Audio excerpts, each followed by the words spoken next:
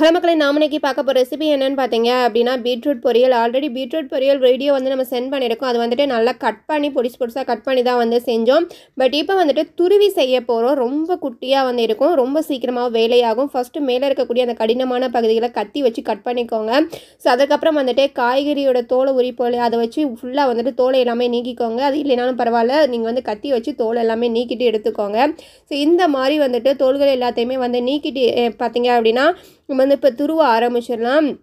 So பாருங்கள், இந்த மாதிரி வந்துட்டு துருவுறதை வந்து வச்சு நீங்கள் அடியில் இந்த பாத்திரத்தை வச்சு அதுக்கு மேலே இப்படி வச்சு துருவுனீங்க அப்படின்னா வெளியில் எல்லாமே வந்துட்டு சிந்தாமல் ஃபுல்லாக வந்துட்டு பாத்திரத்துக்குள்ளேயே விழுகும். இல்லை நீங்கள் வந்து நிற்க வச்சு துருவுனீங்க அப்படின்னா எல்லாமே வந்துட்டு அங்கங்கே வந்து தெறிக்க ஆரம்பிச்சிடும். ஸோ அதனால் இந்த மாதிரி வச்சு நீங்கள் வந்து துருவிக்கோங்க.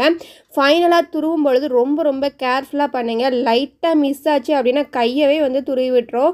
நானே 2-3 டைம் வந்துட்டு அதே மாதிரி அனுபவப்பட்டிருக்கேன். ஸோ அதனால தான் சொல்கிறேன், கேர்ஃபுல்லாக பண்ணிக்கோங்க.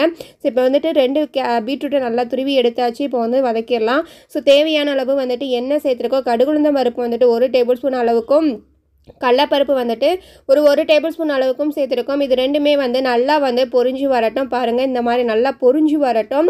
ஸோ பொரிஞ்சதுக்கு அப்புறமா வந்துட்டு இது கூட வந்து பார்த்தீங்க அப்படின்னா கொஞ்சம் கறிவேப்பிலை வந்து ஆட் பண்ணிக்கலாம். ஒரு 2 பெரிய வெங்காயத்தை வந்து நான் கட் பண்ணி உள்ளே சேர்த்துருக்கேன். ஸோ சின்ன வெங்காயம் இருந்தாலும் பரவாயில்ல, நீங்கள் வந்து உள்ளே சேர்த்துக்கோங்க. நல்லா வந்து கலர் சேஞ்ச் ஆகுள்ளே அந்த பதத்துக்கு வந்து வதக்கிக்கோங்க. ஸோ இந்த அளவுக்கு வந்துட்டு கலர் லைட்டாக வந்து சேஞ்ச் ஆகி வந்தாலே வந்துட்டு போதுமானது. ஸோ பாருங்கள், நல்லா வந்துட்டு வெங்காயம் வந்து வதங்கிருச்சு. ரொம்ப சீக்கிரமாக வந்து உங்களுக்கு வேலை முடிஞ்சிடும். இப்போ பீட்ரூட்டையும் வந்துட்டு நம்ம வந்து உள்ளே சேர்த்தாச்சு. இதை வந்து நல்லா வந்துட்டு வதக்கி விட்டுறலாம். ஜஸ்ட்டு 10 மினிட்ஸில் வந்துட்டு உங்களுக்கு இந்த பொரியல் வந்து ரெடி ஆயிரும். டேஸ்ட்டும் வந்து சூப்பராக இருக்கும். குழந்தைங்களும் விருப்பப்பட்டு சாப்பிடுவாங்க.